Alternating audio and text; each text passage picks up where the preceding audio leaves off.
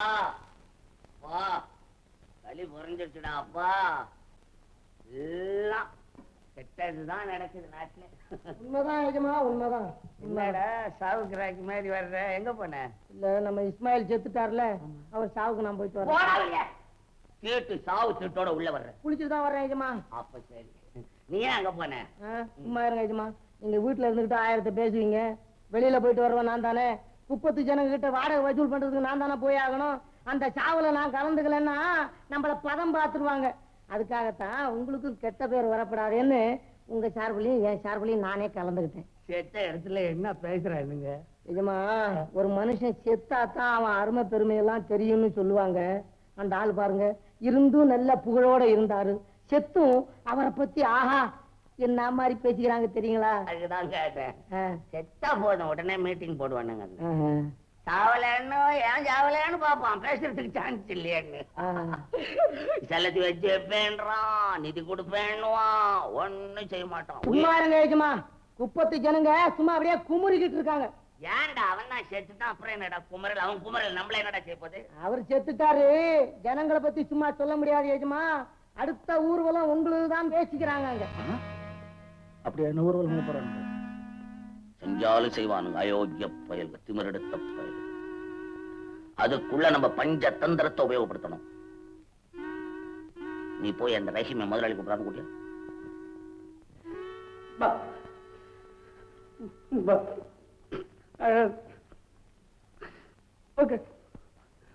சும்மா இது வரைக்கும் நான் எந்த பையனையும் உட்கார சொன்னதே இல்லை. என்னமோ அவர் போய் சேர வேண்டிய இடத்துல போய் சேர்ந்துட்டாரு. என்னமோ அவர் காலத்துல நடக்காததெல்லாம் நீ முன்னால நின்று உன் தலைமையில நடத்தி வை. அந்த திடமான நம்பிக்கையோடு தான் இருக்கிறேன். புத்திசாலி. பிறந்தவன் இறந்துதான் ஆகணும்ங்கிற தத்துவம் தெரிஞ்சவன் மற்றவன் மூலையில உட்காந்து ஒப்பாரி வைப்பான். நீ சமாளிச்சுக்கிட்டு நிக்கிற.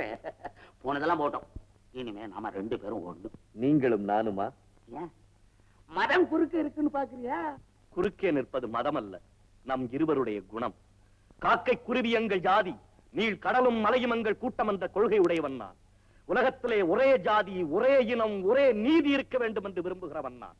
பொங்கு கடல் போன்ற மனித வர்க்கத்துக்குள்ளே சங்கமமாகும் நதிகள் போன்றதுதான் நம்மை பிரித்து வைக்கும் ஜாதியும் மதமும். ஆகவே எனக்கு மதமோ தேவையில்லை, புனிதமான மனித தன்மைதான் தேவை.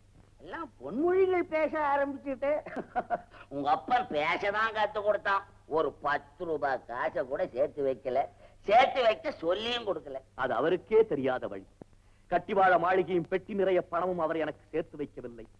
உழைக்காமல் ஊரை ஏய்த்து வாழும் சோம்பேறிகளுக்கு வசதியும் வாழ்வும் கிடைக்கும் போது உழைப்பவர்களுக்கு மட்டும் குடியிருக்க குடிசை, கும்பி நிறைய உணவு, மானம் காக்க ஆடை, இவை அத்தனையுமின்றி பரத வைக்கும் நிலையே. இந்த கேள்விக்குறிக்கு விடை காணுவதுதான் எனது முதல் வேலை. குப்பத்து மக்களின் சுகதுக்கங்களிலே பங்கு கொண்டு அவர்களுடைய நல்ல வாழ்வுக்கு எங்கிருந்து யார் மூலமாக தீமை வந்தாலும் சரி, அதை தடுப்பதுதான் எனது 2வது வேலை. வயசு முறுக்கு ரத்த திமிரு ஏதோ கிருன்னு பேசுற. நீ சின்ன பையன், நல்லா இருக்கணும். நானும் ஏதோ கேள்விப்படுறேன், வயசு முறுக்குல ஏதோ அப்படி உன் கண்ணு எங்கெங்கயோ சுத்துதுன்னு. அதெல்லாம் உனக்கு வேணாம், உன் யோகியதுக்கு அது சரியில்லை. நான் நம்ம அப்துல் காதர் மகளை உனக்கு என் செலவுல கல்யாணம் பண்ணி வைக்கிற, நல்லா இரு. அதை விட்டுட்டு குப்பத்து ஜனங்க அழியா இருக்காங்களே, சோறு இல்லாம இருக்காங்களே, அவங்க பணக்காரன ஆகணும், அதெல்லாம் உனக்கு வேணாம். அது எம்பெருமான் ஞான பண்டிதன் ஏழை பணக்காரன் உண்டாக்கி வச்சிருக்கிறான், அதை போய் நீ கிள்ள முடியாது. நெஞ்சில் உறவுமின்றி நேர்மை திறனுமின்றி வஞ்சனை செய்வாரடி, கிளியே அவர் வாய்ச்சொல்லில் வீரரடி. பெரிய பதவி, சின்ன புத்தி. பொன்னையும் பொருளையும் காட்டி பிரித்தாளும் சூழ்ச்சியிலே வெற்றி கண்டவர்கள் பலர். ஆனால் என்னை பொறுத்தவரையில் இடம் தவறி சொல்லிவிட்டீர்கள் என்று நினைக்கும் போது பரிதாபமாக இருக்கிறது உங்களை பார்க்க. ஏன் கத்துகிறீர்? நீ ஒருத்தன் தான் என் செல்வாக்கு, என் கௌரவம் அத்தனை குறுக்க நிக்கிறவன். புரிகிறது ஆள வந்தார். உம்முடைய துரோக சிந்தனைக்கு என்னை தோள் கொடுக்க சொல்லுகிறீர். என் உயிராக உடலாக இருக்கும் குப்பத்து மக்களின் வாழ்விலே மண்ணை தூவி விட்டு என்னை மட்டும் நல்வாழ்வு வாழச் சொல்லுகிறீர். இந்த இழிச்செயலை கேவலம் தெருவிலே எச்சில் இலைக்காக அலையும் சொறி நாய் கூட செய்யாது. ஆள வந்தார், நீர் நெஞ்செல்லாம் நஞ்சு படைத்தவர். இல்லாவிட்டால் பசுவை கொண்டு விட்டு அதன் கண்டுக்கு அருகம்புல் போடும் புண்ணியவானாக இருப்பீரா? என்ன சொல்ற? நீ ஒண்ணு சும்மா உதவி செய்ய வேணாம். இந்த வச்சுக்கோ, இதை வச்சுக்கிட்ட குப்பத்துல இருக்கிறவங்க எல்லாம் காலி பண்ணி வச்சுக்கோ. பணம் வச்சுக்கோ. பணத்தை பாக்குறேன், பார்க்கவில்லை, அளக்கிறேன். நோட்டு போய் அளக்குதியா? இல்லை, உம்முடைய தரத்தை. அள வந்தார், என் விரலை கொண்டே என் கண்களை குத்திக் கொள்ள சொல்கிறீர். அதுதான் என்னிடம் நடக்காது. நான் பெரிய மனுஷன், பணத்தால எதையும் செஞ்சிடுவேன். இந்த பணம் இருக்கும் ஒரே தகுதியை வைத்துக் கொண்டுதானே நீங்களெல்லாம் நாட்டிலே பெரிய மனிதர்களாக உலாவ முடிகிறது. அளவந்தார், இந்த பணம் சபல புத்தி உள்ளவர்களைத்தான் பதம் பார்க்கும். ஆனால் ரஹீம் அன்றும் பக்கிரி, இன்றும் பக்கிரி. இன்றுதான் உங்களுடைய பணம் நல்ல காரியத்திற்கு உபயோகப்பட போகிறது. இதை வைத்துக் கொண்டு என் சேரியை சீர்படுத்த போகிறேன். மிக்க நன்றி.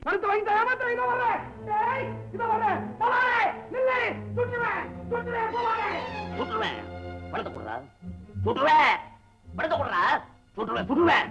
பணத்தை கொடுறா, சுட்டுருவேன்.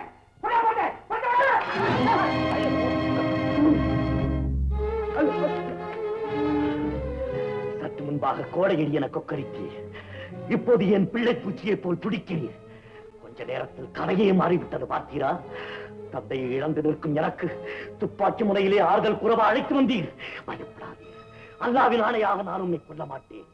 பகைவனுக்கு அருள் காட்டும் மனப்பக்குவம் கொண்டவன் நான் இறக்கக்கூடாது. ஏனென்றால் ஒரு மக்கள் தொண்டன் போய்விடுவான். நீர் இறந்தால் ஆயிரக்கணக்கான ஏழைகளை வதைத்து வந்த ஒரு கடும் புலி இறந்ததாகும். வினையை விதைத்தவன் தான் வினையை அறுக்க வேண்டும். இவனை கைது செய். போலீஸ் வந்துருச்சா, போலீஸ் வந்துருச்சா. ராஜா, பணத்தெல்லாம் எடுத்துக்கிட்டு கூட வர்றாண்டா. ஆளவந்தாரே, நன்றாக நாடகம் ஆடுகிறேன். ஐயா, இவர் சொல்வதெல்லாம் போய் பேசாதே. நீ சொல்ல வேண்டியதை போலீஸ் ஸ்டேஷன் வந்து சொல்லிக்கொள். இழுத்துக் கொண்டு வர. ராஜா, என்னப்பா இதெல்லாம்? அப்பா கிட்ட இருந்து பணத்தை திருடி அவரையும் கொலை செய்ய பார்த்தாமா? இருக்காதப்பா, இருக்காது. ரஹீம் அப்படிப்பட்ட பிள்ளை இல்ல. என் கண்ணால பார்த்துதாமா அவனை கைது செய்திருக்கிறேன். நீங்க போங்க உள்ள. ரஹீம், ரஹீம். அழிக்கும் பிள்ளையா? ஆமா. உங்களை நான் எதிர்பார்க்கவே இல்லை. மேரி சௌக்கியமா இருக்காள? எந்த நேரமும் உன் கவலை தான் விழுது. பாவம், உன்னை நினைச்சவ எப்படி உருகிறா தெரியுமா? உனக்கு இந்த விபத்து ஏற்பட்டதிலிருந்து பாவம் அவளுக்கு சாப்பாடும் கிடையாது, தூக்கமும் கிடையாது, ஒண்ணும் கிடையாது. ஐயா, இந்த உலகத்துல எல்லா பாசமுமே அத்து போன எனக்கு மேரி காட்டுற அன்புனாலதான் கொஞ்ச நாளாவது வாழணுங்கிற ஆசை ஏற்படுது. உண்மைதான். அந்த ஆசை எல்லாம் மீறி எல்லாருக்கும் தொல்லை தர்றதுக்கு முன்னால ஒரு நல்ல முடிவு செய்யலாம்னு தான் வந்திருக்கிறேன். நல்ல முடிவு? ஆமாம் தம்பி, நீ நினைக்கிற மாதிரி மேரி ஜேம்ஸ் பொண்ணு அல்ல. அவ என் பொண்ணு. மேரி உங்க பொண்ணா? உண்மைதான் தம்பி. இதுவரையிலும் யாருக்கும் சொல்லாத ரகசியத்தை, என் பொண்ணு மேரிக்கு கூட தெரியாத ரகசியத்தை இன்னைக்கு என் நிலைமையில் இருக்கும் உங்ககிட்ட நான் சொல்றேன். அந்த பாவி ஆளவந்தானால என் குடும்பம் பாழாகி என் மனைவியும் இறந்து 2 குழந்தைகளும் அனாதை ஆயிட்டாங்க. அதில் சின்ன பொண்ணுதான் மேரி. என் மூத்த பொண்ணு எங்க இருக்கிறாளோ, என்ன செய்யறாளோ தெரியும். நானும் ஆளவந்தானால் சிறைவாசம் அனுபவிச்சு இப்ப மரகரத்தம்மாவால ஜெயம் செய்யா வீட்டு வேலைக்காரனா இருக்க. அப்பனும் மகளும் கூட சொல்லிக்க முடியாது. இந்த உலகத்திலேயே நான் தான் துர்பாக்கியசாலின்னு நினைச்சுக்கிட்டு இருந்தேன். ஆனா உங்க வேதனைக்கு முன்னால என் வேதனை சர்வசாதாரணம். எவ்வளவு துயரத்தை உள்ளடக்கி வச்சுக்கிட்டு இருந்திருக்கீங்க. தான் பெத்த மககிட்டே நான் தான் உன் அப்பன்னு சொல்ல முடியாத நிலை. என்னை பத்தி நான் கவலைப்படலப்பா. எனக்கு நல்லது செய்யணும்னு என் மகள் மேரிக்கும் தன் மகன் ராஜனுக்கும் கல்யாணம் செய்து வைக்கணும்னு அந்த புண்ணியவதி மரகதம்மா மனசார ஆசைப்படுறாங்க. ஆனால் ஆள வந்தாரும் மேரி யாருன்னு தெரிஞ்சுக்காம பணத்துக்காக ஆசைப்பட்டு இந்த கல்யாணத்தை எப்படியாவது நடத்தி வைக்கணும்னு புழுவா துடிக்கிறார். இந்த நல்ல காரியத்துக்கு ஜெயம் செய்யாவுக்கு முடிச்சு. ஆனா இந்த காரியத்துக்கு குறுக்க நிக்கிறவன் நீ ஒருத்த. தம்பி, எப்படியாவது என் மகளை விட்டு கொடுப்பா. வாழ்க்கை பூராவும் வெந்து நொந்து வேதனை அடைந்து இந்த கிழவன் நெஞ்சுக்கு கொஞ்சம் சாந்தளியப்பா.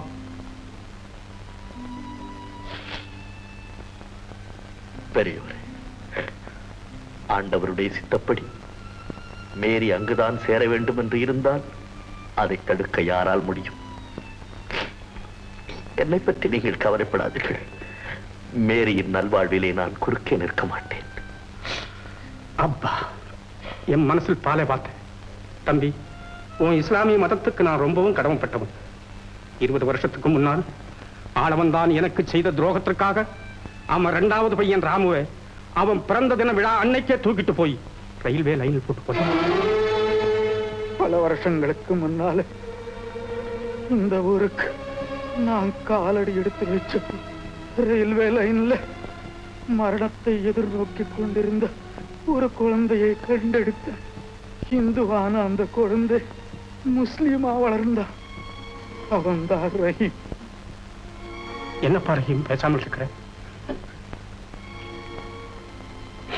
ஒண்ணும் இல்லை. போயிட்டு வாங்க. இப்பதான் என் மனசுக்கு நிம்மதியாச்சு.